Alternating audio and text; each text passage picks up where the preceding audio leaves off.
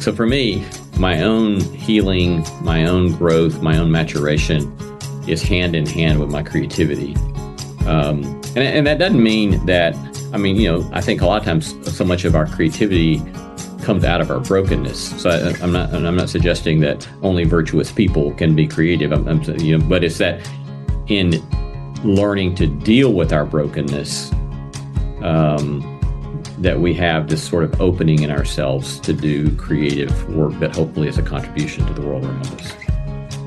Welcome to the Habit Podcast, conversations with writers about writing. I'm Jonathan Rogers, your host. Besides being an award-winning teacher and professor of theology and ethics at Lipscomb University, Lee Camp hosts No Small Endeavor, a podcast that asks, what does it mean to live a good life? What is true happiness? What are the habits, practices, and dispositions that facilitate human flourishing? Lee Camp explores these and similar questions with some of the most influential authors, scientists, artists, psychologists, philosophers, and theologians. I've known Lee a long time, so it was a particular pleasure to sit down with him for this conversation. Lee Camp, I'm so happy to have you on the Habit Podcast. Thank you for being here. Jonathan, it's great to see you. It's good to be back on the Habit Podcast. I think this is my second time. It is. It's your second time. Yep. Very pleased to be back. Yeah. So excited to see what's going on with your show, No Small Endeavor. Give me what's your 90-second, what's your elevator pitch for what No Small Endeavor? Yeah. Yes. So No Small Endeavor is a show exploring what it means to live a good life is our tagline. And so we're a long format interview show on podcast and public radio. And we talk to theologians, philosophers, scientists, psychologists, psychiatrists, social scientists, artists, musicians, occasional politician, activists, all asking this question, what's it mean to live a good life? And so it's very diverse, and yet this central driving question of what does it really kind of look like to live a good life? My academic field is in ethics, and so I have read and taught a lot around virtue theory. And so that informs a lot of the way I kind of go at a lot of these interviews of what are the habits, dispositions, skills that enable a flourishing human life, and considered both individually and communally. And so it's a wonderful time, and we get to talk to a lot of wonderful folks. And I'm always learning about how to experiment in living. Gandhi had that phrase about experiments in living. And so I feel like I get to do work that's always allowing me to think about experiments in my own life. Whose phrase is that? Experiments in living? Gandhi. He uses that phrase in his autobiography. Yeah. Gotcha. I didn't understand what you said. I didn't know that phrase. I love it. And so you're on 34 NPR stations, is that right? I think currently that's what the count is. We're mostly in the Southeast. I think we're all over Georgia, South Carolina, Middle Tennessee, a little bit in the Midwest, and all the way out to Alaska, somewhere in Alaska. So that's great. I'm surprised at how many times when I turn on the car, it's Lee Camp's voice that's coming at me. I don't know how many times. I'm sorry to do that to you, Jonathan. Yeah. I don't know how many times a day or a week they play you on the local NPR station, but it seems like a lot. Yeah. We're very thankful. We're very thankful for Nashville Public Radio and them trusting us in the partnership that we have with them. Yeah. Okay. So as you can imagine, my ears perked up when you use the word habit. Habits and dispositions of flourishing. Tell me about that. What are some habits? What are some dispositions that lead to human flourishing that you have discovered or been reminded of in this process? Well, one of the, going back to Aristotle, and this gets picked up in the Christian tradition in the Middle Ages with Aquinas, but with Aristotle, the so-called cardinal virtues, courage, prudence, temperance, and justice. And, cardinal comes from the Latin word cardo, which is a word for hinge. And so the whole idea there is that these are hinge practices, habits for living any kind of life that you would consider a good life or a life worth living or a flourishing life. And so it's amazing how often, even without talking about virtue or talking about in those particular habits, they come up in conversation, especially courage, dealing with fear, navigating fear, learning to learning to sit with our fear, Not trying to how to be fearless, Yeah. which is a pretty unhelpful kind of way of thinking about it, but how to navigate our fear in constructive ways. So on and so forth. So the virtues are central to all of that, of course. And then in the Christian tradition, faith, hope, and love are the so-called three theological virtues. And so we're always kind of exploring all of those as kind of big meta habits. And then I think with regard to, especially with folks who are interested in the Habit podcast, I mean, I think there are other kind of what I would call meta habits that have been really important for me in trying to do creative work. And one of those goes back to Cal Newport. I don't know if you know his name, but I'm a big fan of Cal Newport's deep work I am approach. too. Yeah, and so that's been huge. Yeah, that's been huge for me. Well, give us the quick rundown of what kind of habits with Cal Newport. I mean, Cal Newport. Yeah, I mean he's arguing that, as so many are now, right, that we live in this sort of distracted age.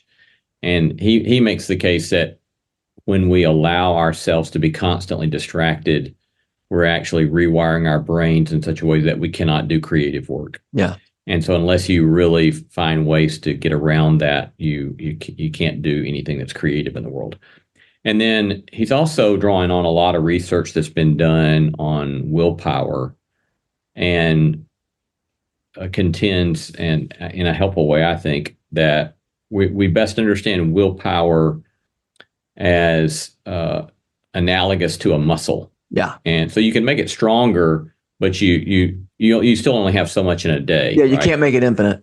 That's right. And so we do best by using routines and habits to minimize self-negotiation and self-conversation about what we're going to do. And allow habit to be the place that minimizes using those self-negotiation resources, and then use your willpower, your limited amount of daily willpower, on the really important stuff.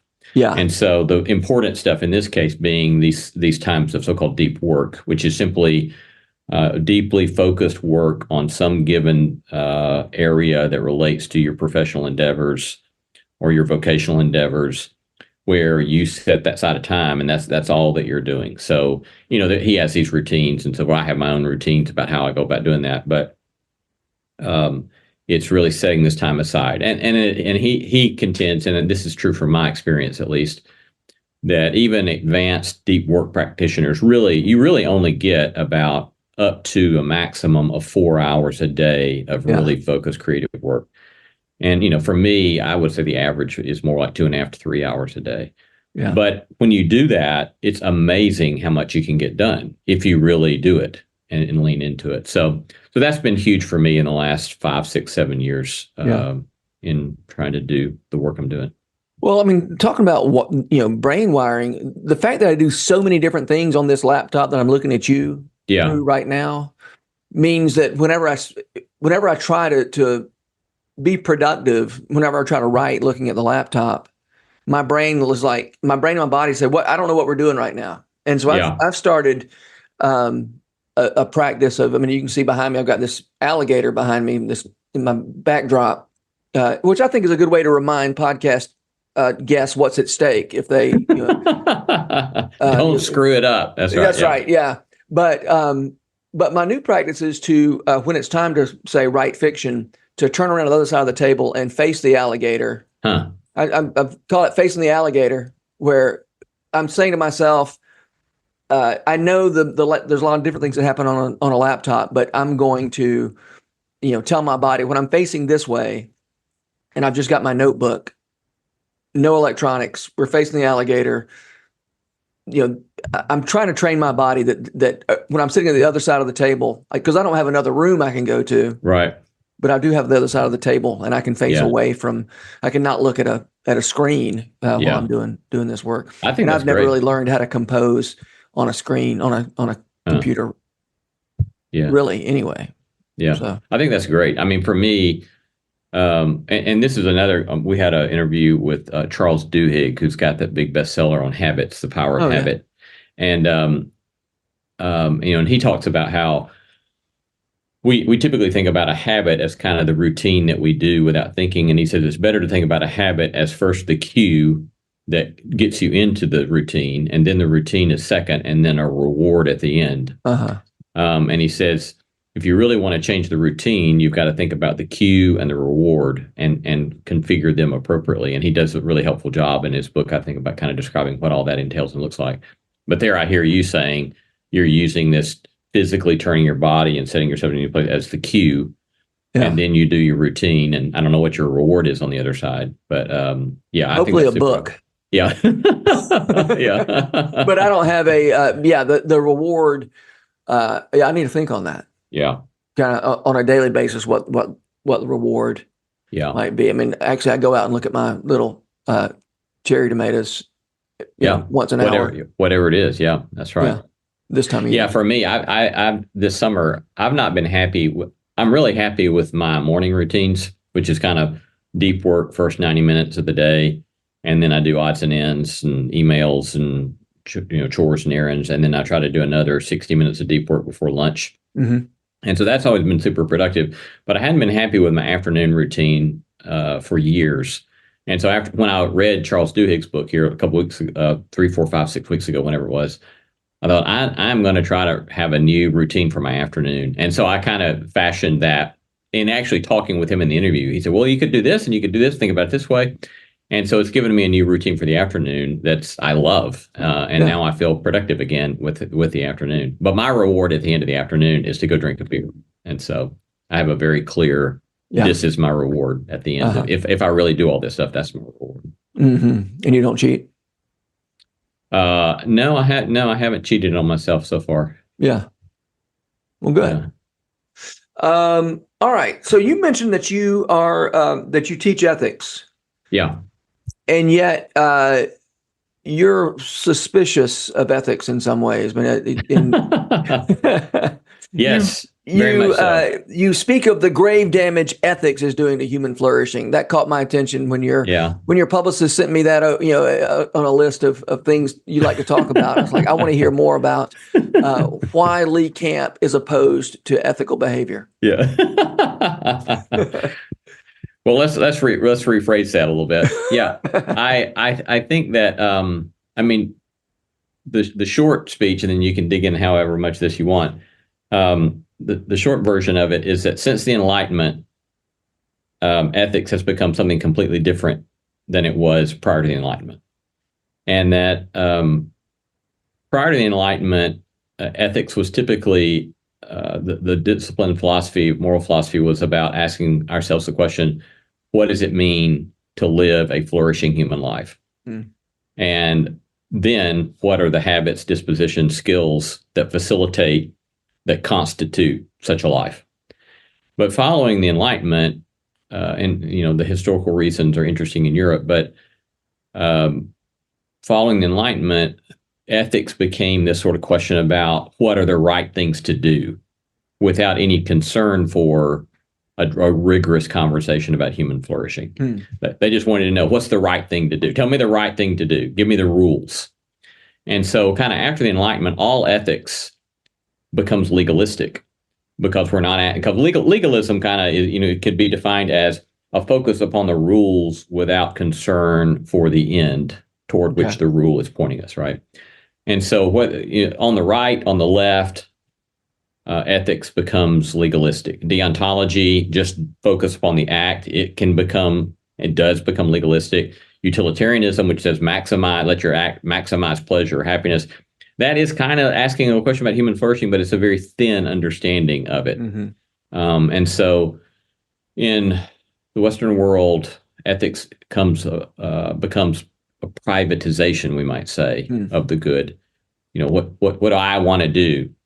And so another kind of significant thing here is that it's a completely different way of thinking about freedom as well. So in our day and age, we tend to think of freedom as the right to do what I want. Mm-hmm. But the ancients would have said that is insane. If you have the right to do what you want, you've just set yourself up for a life of bondage. The question is, are you really free? And real freedom is going to be the capacity to do what one ought that will facilitate human flourishing. And so these are huge ideas, but they're very alternative ideas. And so, and it doesn't mean if we go back to kind of pre-enlightenment stuff, that's all solve all our problems. Then they just says, but it sets up a very different way of thinking about the questions that we need to be giving attention to. Well, when you use the language of human flourishing, I take it you mean something bigger than my personal flourishing. For sure. Yes. Yeah. It would be both. I mean, right. So again, going back to Aristotle, right? Or you could go back to the Hebrew prophets. For both Aristotle and the Hebrew prophets, there's no notion of flourishing that doesn't take into account justice or the community, right? Justice is just simply fairness, equity in the community.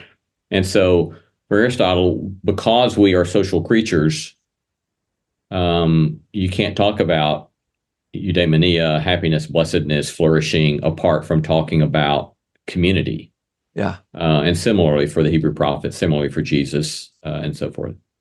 Yeah, it seems like we've lost the ability to think in terms of, if my society doesn't get better, if my culture doesn't get better, I don't have a place to be a happy and flourishing person. Right. And so we have, the tragedy of the commons, where I'm sure you can help put this in words better than I can, but the idea that when you have the commons where everybody grazed their sheep, that was good for everybody, but one person could maximize his own wealth, whatever, by privatizing and taking away that common good, and that only takes you so far, right? You end up. Yeah, the notion of privatizing, individualizing, and again, all this stuff gets complex, right? Because if you go back, I was reading some, I forget who it was now, some history of economics. And when you put Adam Smith in context of some of the abuses, economic abuses, and not allowing people access to capital, you can see how that kind of individualizing, privatizing really was trying to take a step forward in its context. But in I'm our sorry, day, I don't understand what you're saying. So when you have people who have complete control over the land, the wealthy and the privileged classes that have control over the land, over rent income, everything, and then you have all the peons on the bottom of the economic ladder who just don't get access. And Adam Smith, the great capitalist, comes along and says, no, we can make things better by thinking in terms of private property, individualized. He's one of the great proponents of the individual, and individual economic rights and all that kind of stuff. And so it really does allow a lot of people to get access to stuff and a better life in terms of material pursuits than were previous. And so I think, with regard to the way he's trying to address poverty, it was a real contribution. In relative terms. Yeah, I got you.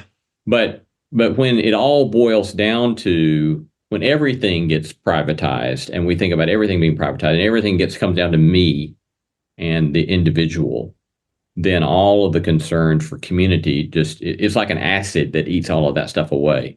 Yeah. And then finally, it just begins to increasingly fall apart. We become this, individual siloed human beings. And we're now seeing the great epidemic of human loneliness and the rise of deaths of despair and suicide, overdose, all that kind of stuff, right?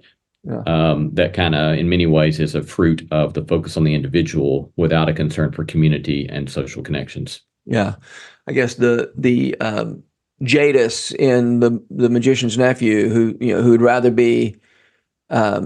destroy the world and be the queen of a destroyed world than not be the queen, seems relevant. Yeah. Here. Yeah. There becomes a limit to how happy you can make yourself when you're siloing yourself off. Indeed. Through your actions. We did another interview with these guys who were the head and the co-director of the world's longest running study on human happiness at Harvard. And this has been talked about a lot. But they started back 70, 80 years ago. Yeah. They took a group of Harvard men, privileged, wealthy, so forth, and then a group of the kind of the poorest of the poor and most troubled families in Boston, all men at that time in the 20s or 30s, whenever it started. And then they started studying them over decades to try to see if they could identify variables that led to a happy and or flourishing life. And then as they've gone on in the decades, the kind of research that they've assembled is amazing. I mean, it comes down to checking cortisol levels in their hair, blood tests, all this kind of stuff, interviews, extensive interviews, all sorts of fascinating psychological studies and so forth, to try to really determine, okay, what are the variables that make for a good life? And their number one finding is it's good relationships, what they call warm relationships. And you can't be happy alone.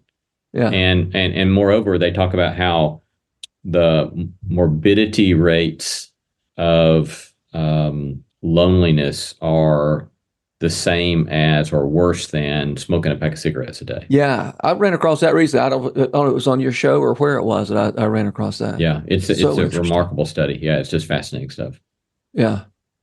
So if you sit alone and smoke cigarettes, it's all the worse. That's right. If you're going to smoke cigarettes, smoke them with somebody else. Well, I've wondered. I mean, I remember, when I worked in an office, I thought about taking up smoking just because the people out there taking their smoke breaks. I mean, I know there are some risks to smoking, but it seemed like they were actually relaxing in the middle of the day in a way that I wasn't whenever I wasn't taking a smoke break.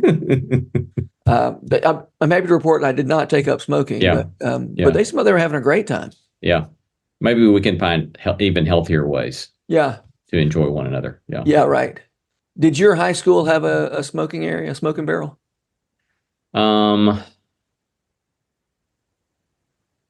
That's been so long, Jonathan. I think we did. Yeah. But I don't remember. You had to have a note from your mom to go to the smoking area. Yeah. I always thought that was funny. I like to astonish young people by telling them we had a smoking area at Warner Robins High School.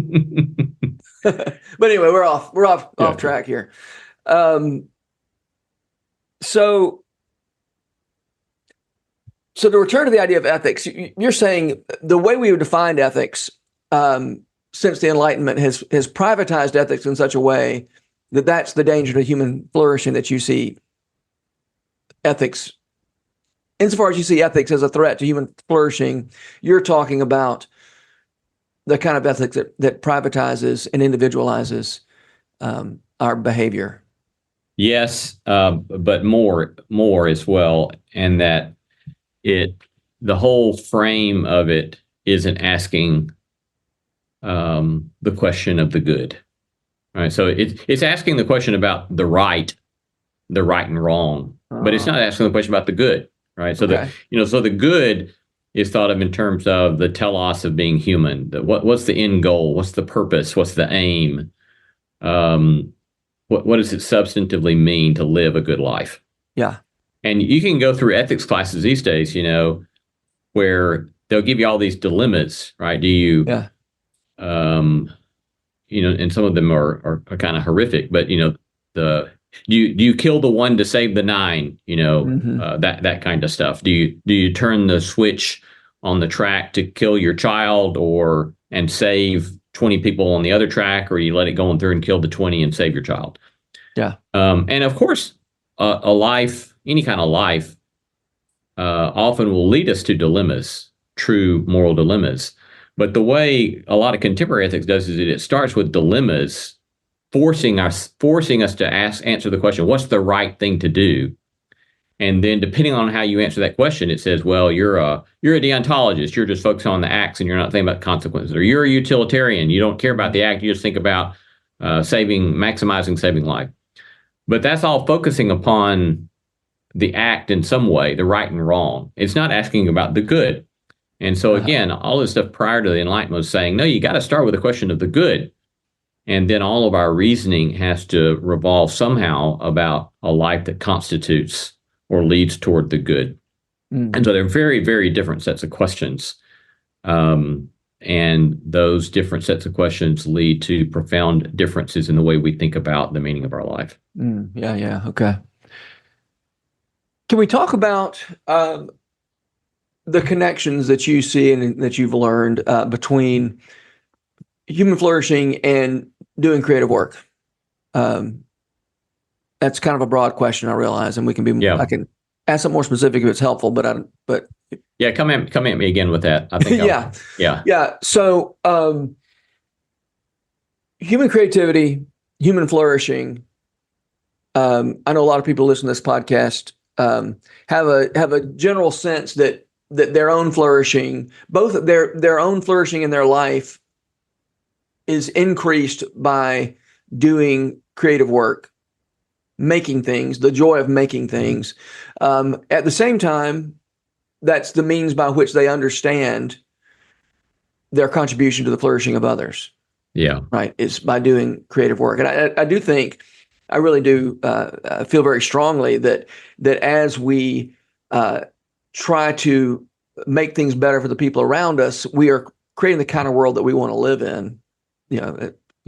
Closely related to what you're talking about the good as opposed to just the right. Yeah. I mean, you've been making things for a long time, right? I mean, you're a professor, and sometimes it's easy in professor world to drift off into left brain world, creating ethical dilemmas to stump the chump in the classroom. But you've also, for as long as I've known you, been committed to the arts, to making stuff, the Token Show, and now No Small Endeavor. I still didn't ask you a very specific question, but maybe that's got you thinking about some things. Well, yeah. I mean, one thing it immediately makes me think of is that when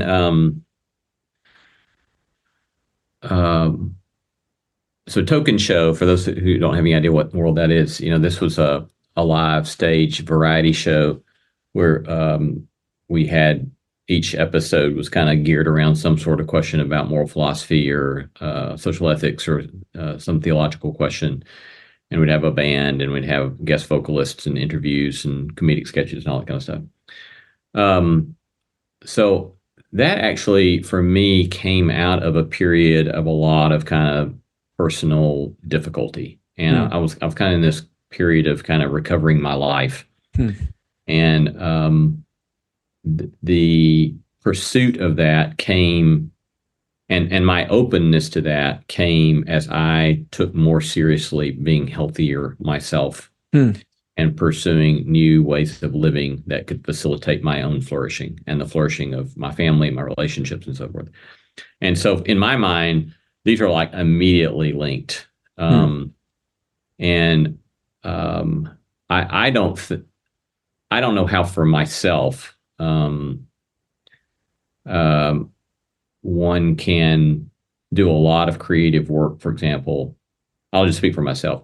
I can't do a lot of creative work unless, for example, I learn to be willing to be vulnerable and learn various practices of courage, because doing creative work is highly vulnerable and feels terrifying, right? And so I remember the second show we did in 2008, and I was getting ready to go out on stage again. And I just felt this kind of terror because I thought, the first show had been a big success. Everybody liked it. We had a full house coming back for the second show. And I just felt terrified because it was like, I don't know if I can do this because it might fail, right? The sophomore effort, Yeah. And so that kind of stands in my mind as this is what I think so much of the creative process is we begin to have a greater capacity to make a contribution to the world around us as we deal with our own shit. And that allows us then to be present to our own gifts, our own capacities, the needs of the world around us, to pay attention to the stories, the songs, and so forth that other people are telling, and what can we give into that space in that context. So for me, my own healing, my own growth, my own maturation is hand in hand with my creativity.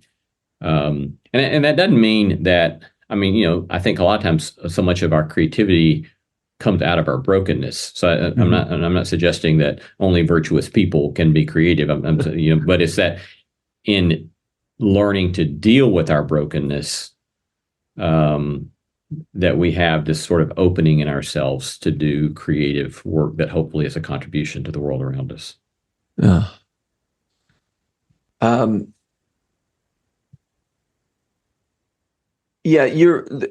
That's a helpful way to talk about. It's in dealing with our brokenness, which requires what? It requires that we be broken. We don't. That's like saying requires that we breathe and have food. Yeah, requires that we submit to the law of gravity. Yeah, right. Yeah. But think how productive it is when engineers submit to the law of gravity. Right. Yeah. The things they can do, including flying. When you pay attention to drag and gravity, and the different forces that I didn't invent, and yet I can make things out of those forces that I didn't invent. Yeah. I love that insight that our creative work comes out of our brokenness, but also out of our virtue. If you don't, if everybody's broken, but people who don't deal with their brokenness aren't going to be able to do much in the way of creative work. Right. Yeah. If I'm down, being laid out right by my brokenness, my character defects, my addictions, whatever. Mm-hmm. It's hard to do something particularly constructive in those places. Yeah. And so,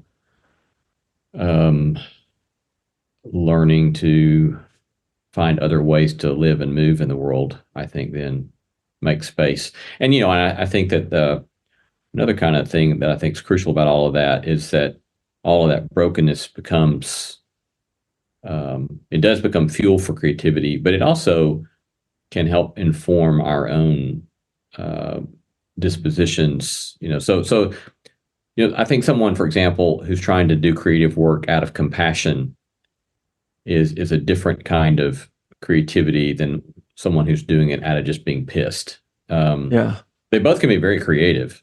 Yeah. They really can. But those are two different responses to harm or trauma or difficulty that we faced. Yeah. And for me, it was, I had times of both of those, right? My own anger and then compassion. And for me, long-term creativity, or I would say trying to be creative over a longer period of time, is better fueled by letting compassion be the response to the pains I've experienced as opposed to anger. Because that, the anger thing burns me out. Yeah. Pretty rapidly. And, I think that's a really great observation. There are plenty of unhealthy impulses that can fuel good art. Yeah. It's just you reach a point where this isn't working anymore. Right. Yeah. And I would, at least anecdotally, I think there are probably a lot of people that get caught in that space of where they feel like, if I'm not angry, I won't be creative. Mm-hmm. And I just think that's a false thing that too many creatives maybe take on themselves. Mm-hmm. Is that no, actually, well, again, just speaking for myself, I have discovered that I don't have to be in a state of persistent anger to be creative. Yeah. And it's much more enjoyable to do. It's much more enjoyable and joyous to do creative work when I'm not in a place of anger. Yeah. I think self-loathing can be productive. You can say, very right. I am so disappointed in myself that if I don't get up and make something today, I must be completely useless. So I'm going to go make something. Right. And I certainly made stuff out of that place for a long time, and then it just quit working. I just couldn't do Right. it anymore. It's like, I think I'll just rather, that particular kind of mood management isn't working for me anymore. Right. And I had to find another way to do it. Yeah. Well, that goes back to the whole virtue conversation, right? So with virtue approaches always ask us what's the best way to do the good thing? What's the best way to do the right thing towards the good? And so if the choice is wasting my life and being a slug, or getting myself up and doing something, well, the latter probably is better. But to do the latter in a way, the line, to do the virtuous thing in a virtuous way, that's what virtue ethics is asking. And so that means that our inner motivations, our dispositions are formed in such a way so that it really is a place of delight in doing the good thing, right? And so if I'm doing something creative, well, good. But if I'm doing something that's creative that comes from a place of delight, all the better, right? Yeah. And so that's what this kind of sets of questions are asking us. What's it look like to grow and mature as a human being, so that what we do well, we're doing it in the best way, or a maturing way, a flourishing way. Yeah. Yeah. So good. How many episodes a year are you doing? How many long form interviews are you doing in a year? We have something out every week, but some of those are reruns. I think we're doing about 32 episodes a year. So do you find it hard to be, so you're having these conversations that hopefully are formative for your listeners. I mean, that's your goal. Right. That's one of your goals. How do you have any trouble finding it formative for you? Like, in other words, you have this conversation and then you got to prepare for the next one. Okay, I'm going to use I statements. I have these great conversations every week. And sometimes it's like water running off a duck's back, because I've got to go off to the next, prepare for the next great conversation. And I'm not really marinating in the goodness that is happening. Yeah. Do you deal with that at all? Has that ever happened to you? For sure. Yeah. I mean, I can forget stuff, like today I've got a interview this afternoon with Rabbi Shai Held on his new book, Judaism is Love. And so I've been reading the book over the last week, and this morning I was writing the interview. And so in writing the interview, I'm rediscovering stuff that I had starred and underlined, 4 days ago, and I had already forgotten about. Yeah. So yes, for sure. I think that's part of the deal.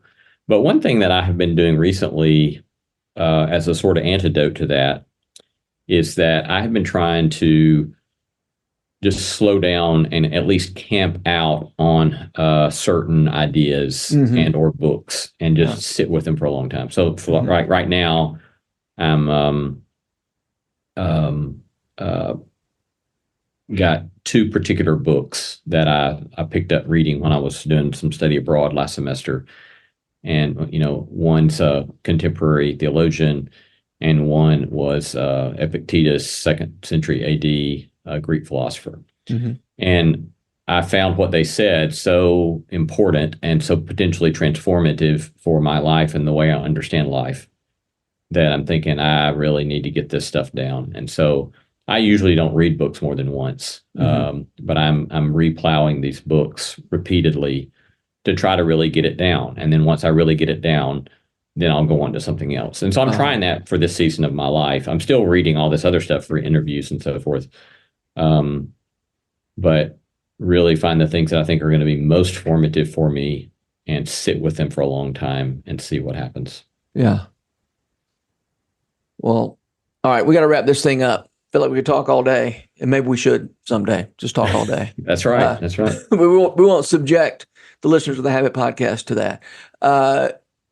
Can you tell me who are the writers who are making you want to write these days? Well, or make stuff. We don't have to say that and be right, but I think the person that kind of strikes me that I don't get on a kick where I read one author's a whole lot of their books, but one person that I've done that with in the last 2 years is a science fiction writer named Kim Stanley Robinson. Do you know his name? Yeah, he's a good. He appears to be a good secularist, and he's just fascinating, and and I think I've read, I don't know, his books are really thick, like 600 or 700 pages, and I've probably read five of them, and I've got another one, the next one on my bookshelf when I get ready for it. And there are two things about it that really I find so compelling about his writing that is something I keep wanting to try to inform my own writing. And that is, one, he's just super smart. And I can read, here it's science fiction, right? But I remember the first book of his I read, I felt like I had just taken an undergraduate course in climate science and finance and international politics. Yeah. And so it's like, how can I really help people really see things they haven't seen yet by me doing the hard work of learning things I need to learn about stuff that I'm wanting to say something about. But the second thing that I really find compelling about him is that a lot of his stuff is dealing with climate change, and he comes at this with it's kind of like a two ends of the spectrum he's dealing with that. And one is that he's saying very forthrightly, we are screwed, and there's no getting around it. It's just, we are screwed, and we don't have the capacity to really make the changes that we need to make. And we're heading into a time in human history where we're going to realize we have screwed up.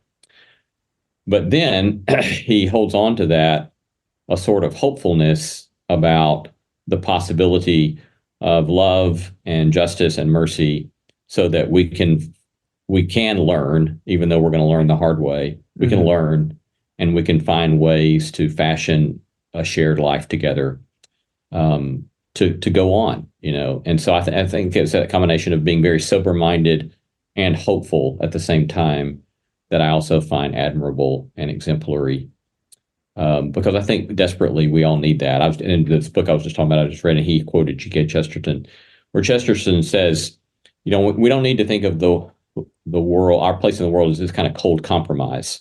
But instead, we need to simultaneously hold on to the fact that the world is like an ogre's castle that's horrible, and at the same time, hold on to the fact that God's world is so full of beauty and possibility.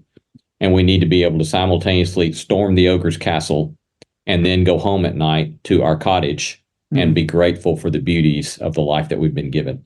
And so I think it's trying to find ways to hold on to both of those, right? Because that's what it means to be human, I think, in a full way that takes account of our experience. Is, man, it's so much crap.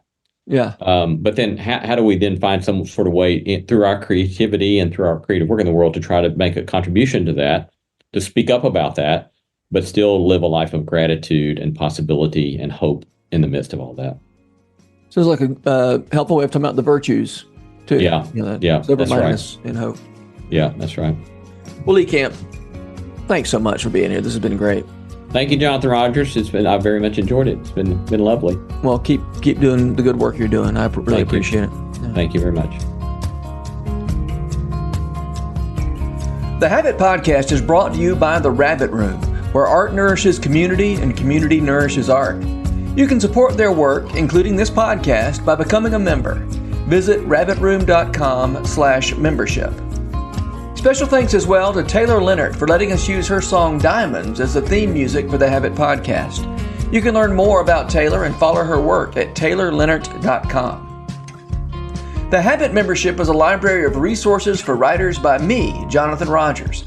More importantly, The Habit is a hub of community where like-minded writers gather to discuss their work and give each other a little more courage. Find out more at thehabit.co.